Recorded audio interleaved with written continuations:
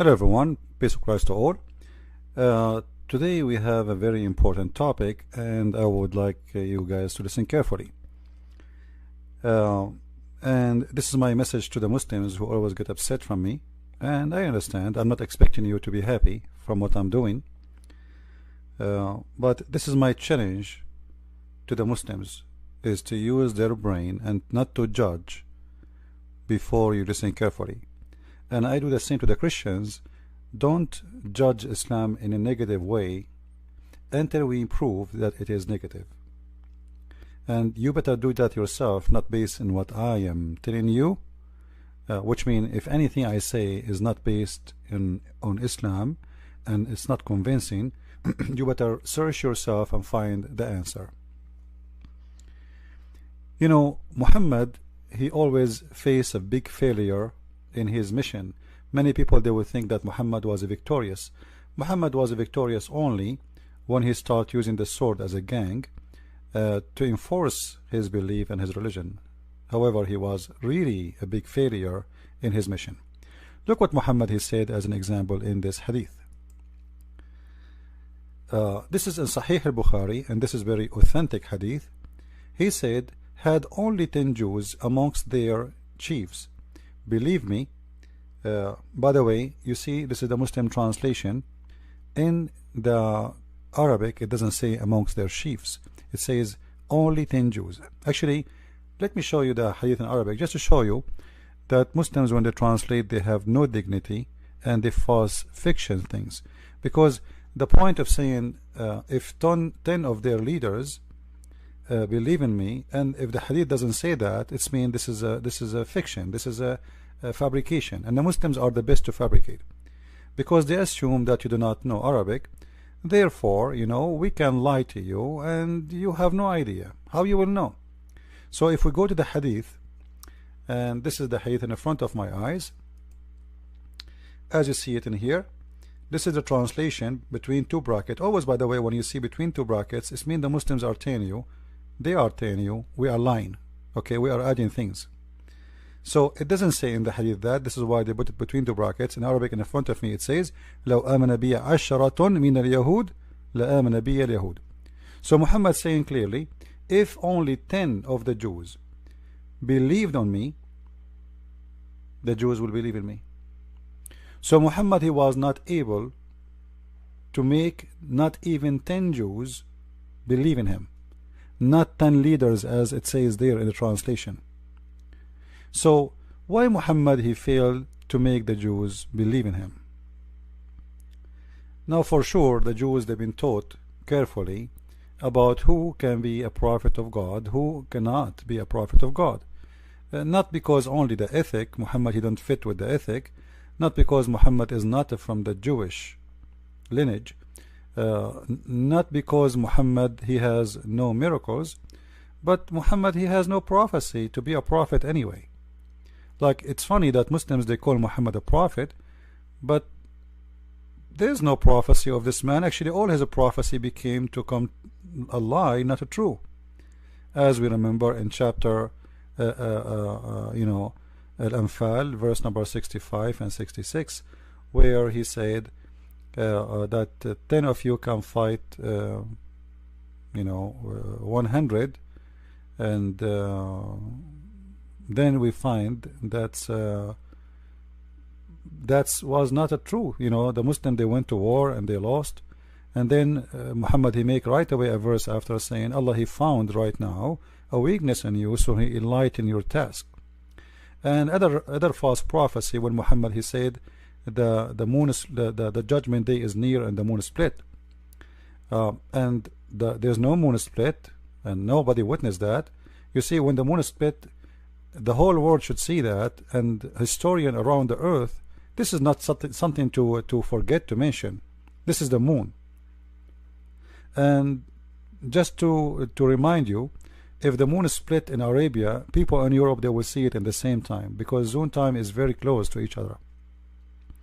And at that time, especially at that time, the Roman was in the borders of the what is called today the Arabian Peninsula, which is Syria and Jordan and Israel.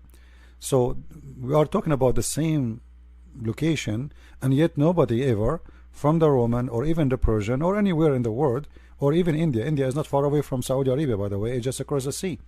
You know, you can go in 6 hours trip in the sea, and you will be in Pakistan. So nobody, no historian ever mentioned that the moon split as the Muslims claim, and then he said the judgment day is near, and you know, this was a false prophecy mentioned 1400 years ago, and still the judgment day is not near.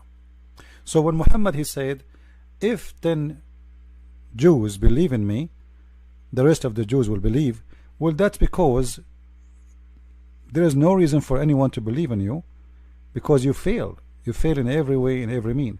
And today our video is to prove to prove that Muhammad was nothing but a failure, to prove that he is a messenger of his God, who he claimed to be a God, and he could not provide any proof of that. But actually our video is more deep than just proving Muhammad to be a false prophet by a false prophecy.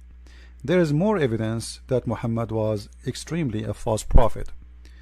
If we go to the Quran as an example, in chapter 64 verse number 11, you can read any translation you want, and as you know, I don't approve any Islamic translation. However, I use it just so Muslims don't say this is my translation. According to the Quran, as you see in front of me, nothing, no disaster, no bad things can happen to you unless by the leave of Allah. So I want you to keep that on mind. No bad thing ever can happen to you except by the leave of Allah. What does that mean? To make it simple, if a car accident happened to you, it is Allah who made it happen. If somebody kill you, it's Allah who made it happen. If you win the lotto, it's Allah who made it happen. And because this is a good thing, what it's meant here, by the way, it's about the bad and the good, not only the bad. So anything will happen to you, it's by the permission of Allah, which means nothing will happen to you unless by permission of Allah. Now some of you might say, well, I believe as a Christian that nothing can happen to me unless God approve it. This is not really true. You see, God, he created us in this earth, and he, you know, he gave us a free will to do things, and free will mean I can do things without his intervene. So if I want to kill somebody, it's not Allah who asking me to kill him. It's not Allah, or, you know, if I am a Muslim, I'm trying to speak to the Muslims. If I'm a Muslim, then in this case you are saying to me Allah is the one who made me kill him. But if I'm a Christian, my God, he will not intervene and make me kill the person. Otherwise, this is mean we Christians don't have a free will. However, Muslims do not believe in free will, and that's what is called destiny. So what we are showing you in front of us right now is something called destiny. It is your destiny. Now many people, they use the term destiny, and many people believe in it, even from those who they are not Muslims. But destiny is a false fiction, and it's not exist. For God, he gave you free will to believe or not to believe, to accept or not to accept. This is why Jesus, he said, not everyone say to me, Lord, Lord, will enter the kingdom of my Father, but the one who do his will. So he have a will and you have a will. If you decide to do your own will, which is opposing his will, then you will not enter the kingdom of the Father. So we don't believe in destiny. Now for sure God can intervene, let us say in a special mission, let us say in the life of a prophet, or in a life in a special person, or because you ask God with a prayer and he intervene in your life. But this is not destiny. All right? So Muslims believe in destiny, and nothing bad can happen unless by the permission of Allah. So based on this, Muhammad, he come with a story which is very, very dangerous. You see, if you remember, Muhammad, he mentioned before that he was suffering from the poison he ate in Khaybar. If you don't remember the story, Muhammad, he mentioned, or the Muslims, they mentioned to us that Muhammad, after he killed the people of Khaybar, a Jewish woman, she cooked for him a sheep, and then she put a poison in it, and when Muhammad and his companions start eating, the one next to him, he died in the spot right away, immediately, which means he hit where the poison is so strong. Now Muhammad, he ate from the poison, but he did not infect it the same as the one who was next to him, because he did not take that part which is full of poison. So he was infected, so he was dying slowly. Look what the Prophet here is saying. The Prophet, sorry, Aisha, she's saying, the Prophet in his element of death, which he died, used to say, which mean many times, which mean always when this man he suffer or he have a pain, he say always repeating the same. O Aisha, I still feel pain caused by the food I ate at Khaybar, and at this time I feel as my aorta is being cut off from the poison. So Muhammad here is confirming that he is dying because of the poison. If the Muslim want to say Muhammad is wrong, he's stupid, well, this is your business. Alright, now he is the one saying that. You go and ask him why you are saying that. We don't agree with you. And the funny, Muslims don't agree even with their prophet, when the story Muhammad he mentioned is going to expose him for being a false prophet. Now what does have to do with being false prophet? If we go to different hadith, we will find the following. This is the story where Muhammad he was poisoned by the women. Alright, this is Sahih Muslim, this is Sahih Hadith, so the Muslims cannot say to us it's weak. Alright, you see the numbers in the front of your eyes. And when the woman she gave Muhammad the poisoned sheep, Muhammad, after and a guy he died next to him, so he asked her, he called her, Muhammad, they arrested the women, and he asked her, why you did that? Why you did that? Actually, the story here is not accurate. I tried to find it in English, I could not. The story in Arabic, it says, you killed my husband, my brother, and my family, and I have the right to kill you. Alright? But here, in this story here, in this hadith, she said, I had determined to kill you. Thereupon he said, Allah will never give you the power to do it. Hold on. That is very dangerous. Allah will never give you the power to do it. It's mean Allah is the protector of Muhammad, and he is a special one to Muhammad, and there is no way Allah will let that to happen to him. As you see, the one who is mentioning this is Muhammad himself, not the women. The women, she said, I am determined to kill you. Muhammad is the one saying,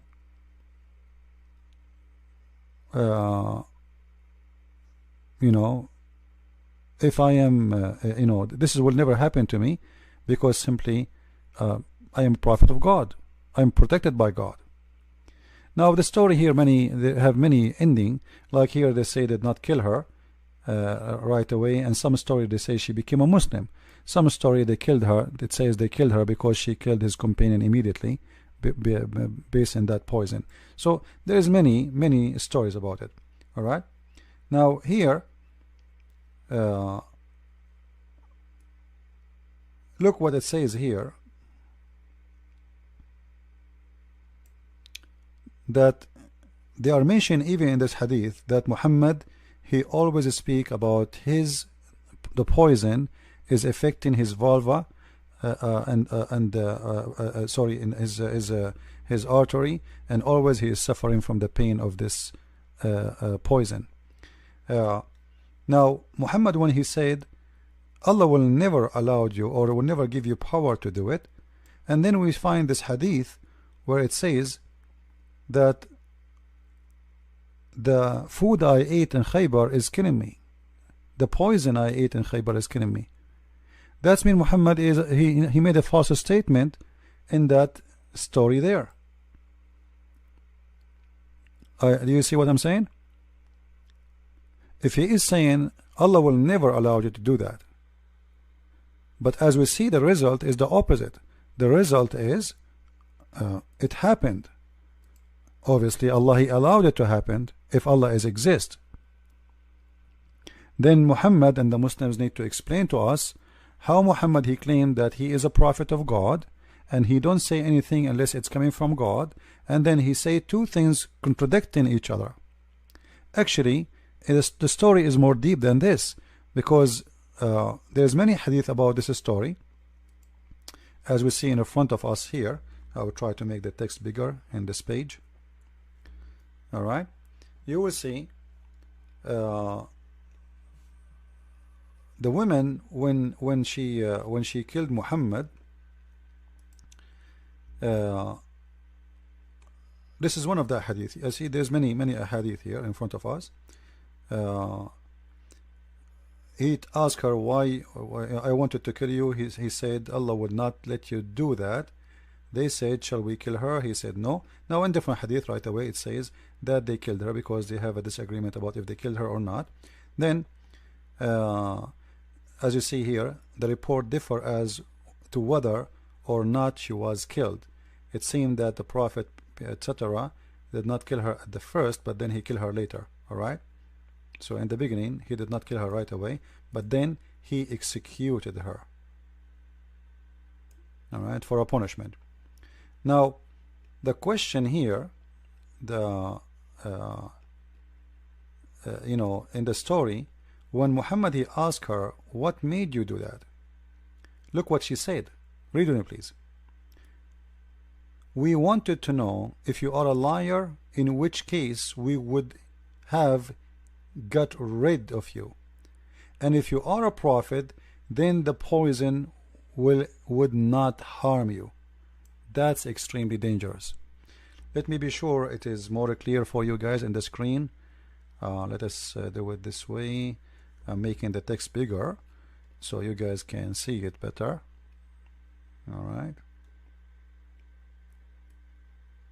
I hope it's clear. So she is trying to determine if he is a prophet or not, and what she will do is going to confirm that if he is a prophet, God will save him. If he is not, we will get rid of this gang, this criminal who killed my family, who killed my husband, who killed my brother, who killed my kids, who killed hundreds of my tribes.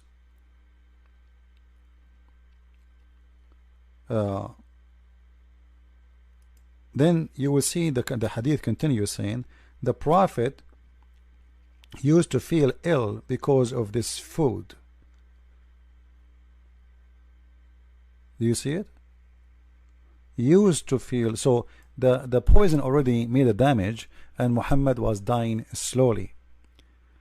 But this is mean that the test the woman she did, it was a very confirming test, because she said here, we wanted to know if you were a liar, in which case we would have get rid of you, and if you are a prophet, then the poison would not harm you, which means God will save you and you will not die because of it.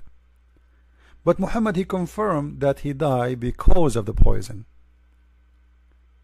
Now we know there is a verse in the Quran where Muhammad he said, and supposedly this is his God talking, if you remember, Muhammad, he made a chapter 69 verse number 46, and you can read a few verses before it. He said, supposedly Allah saying that if Muhammad is a fabricating Quran, we are going to cut his artery.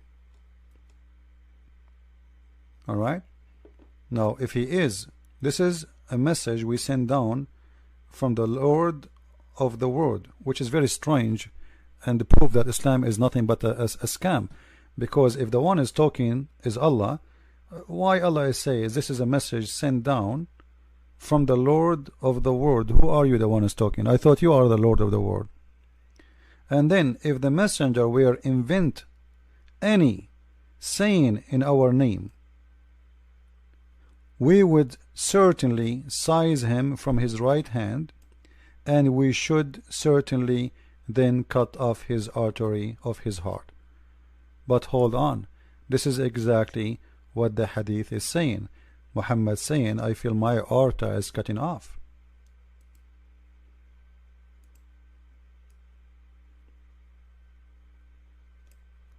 So Muhammad proving to us in every way, in every mean, that he is a false prophet.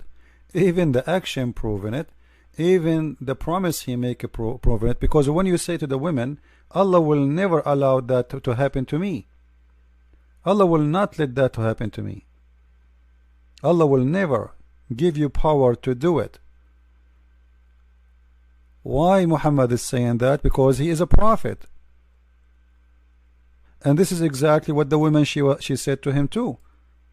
We wanted to know if you were a liar, in which case we would have get rid of you, and if you were a prophet, then the poison would not harm you.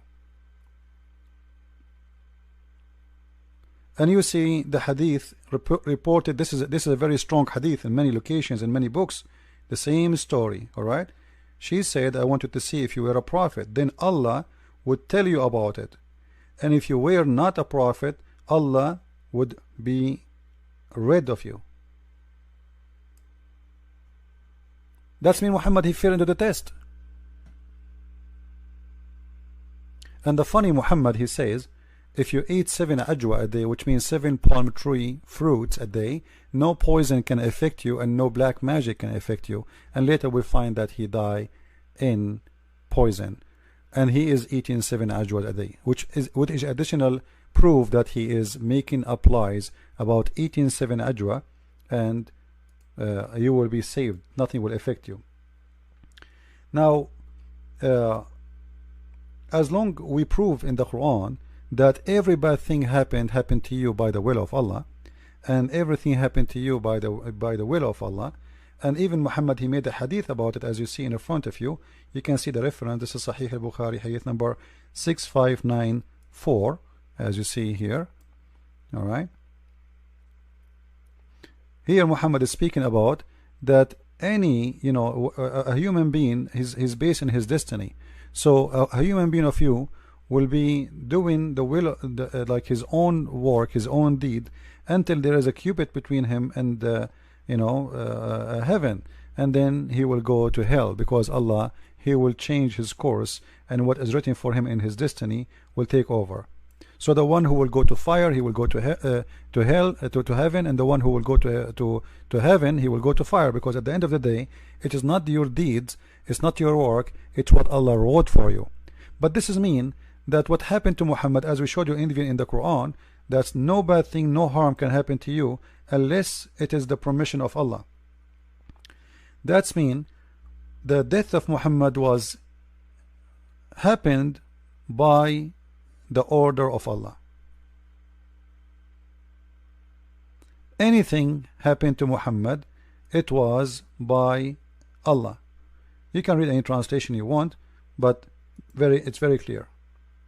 All right, any translation you want. This is mean that Muhammad, he was killed. If Allah exists for real, and if this verse is true, that mean Muhammad was killed by Allah, not by this woman. Because remember, it is not the women who decide that according to the Quran, according to the Hadith. It is Allah. Allah is using the women to kill Muhammad. Allah is using the women to kill Muhammad, which means the one who really killed Muhammad is Allah, not the women. As you see in that hadith here, hold on, it says here, then the soul breathed into him, etc., by Allah permission, etc., and then or a man may do the deeds of people of the fire till there is only one cubit of or an arm beneath, or a distance between him and the fire, and then but then that written which Allah he ordered, which means before you created you, proceed, and he does the deeds of people of paradise, and he enter paradise. So you do the bad deed by your will,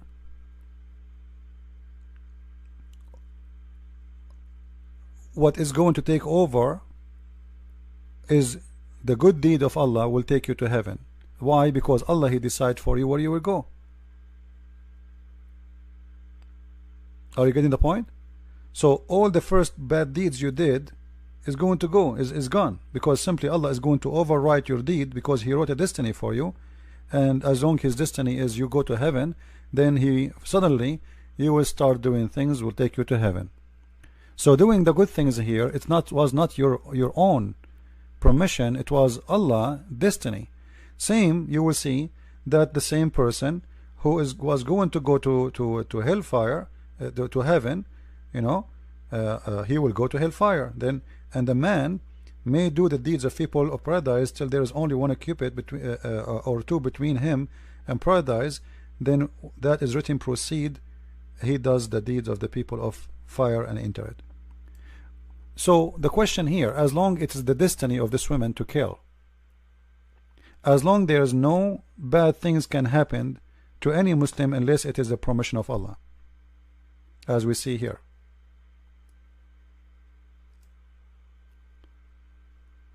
And as long Muhammad, he said, Allah will never allow such a thing to happen to me. And then we find that Muhammad, he died by the poison which he ate in Khaybar. All of this proves that Muhammad is a false prophet, especially even the poison itself was given as a test to see if he's a prophet or not. If this guy is a prophet, he's not done with his mission, you know, he's a prophet, he have to continue, then there is no way Allah will allow me to kill him. But he died from the poison. Actually, he died more painful pain because he was dying slowly. So Allah did not save him, and the poison affected him badly. And immediately you see in the hadith, it's speaking clearly that always he feel bad and he feels sick because what happened to him in that story. So Muhammad, he failed the test of the women. Muhammad failed his own test when he said Allah will never allow such a thing to happen to me. He will never give you power over that, and obviously she got the power to do that, which means Allah protection is false protection, and him promising that Allah will protect him is a false promise, and that make him a false person who make false claim, and he is a liar. So all of this will lead us to very simple question. Who is the one he killed Muhammad? Based on the reference we showed you, it was Allah, if Allah is a true God.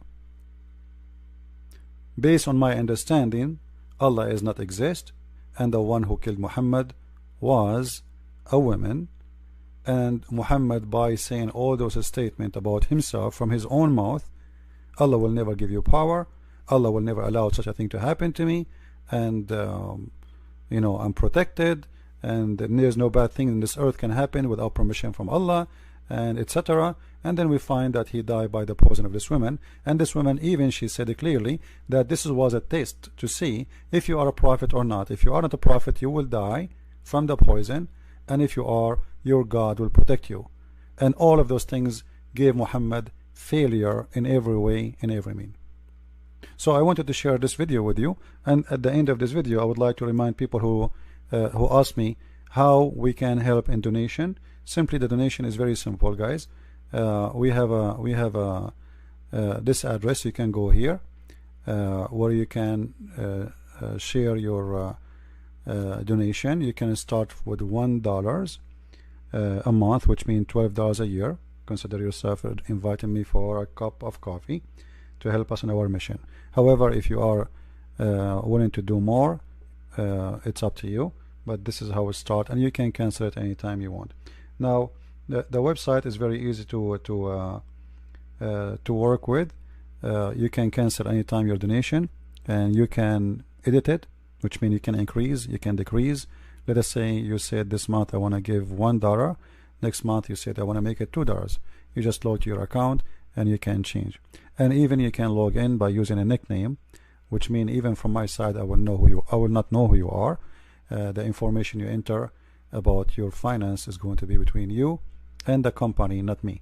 So from my side only I can see a nickname. So you can even create a nickname, like same as nickname forever, whatever you want to. You can call yourself Tom and Jerry if you want.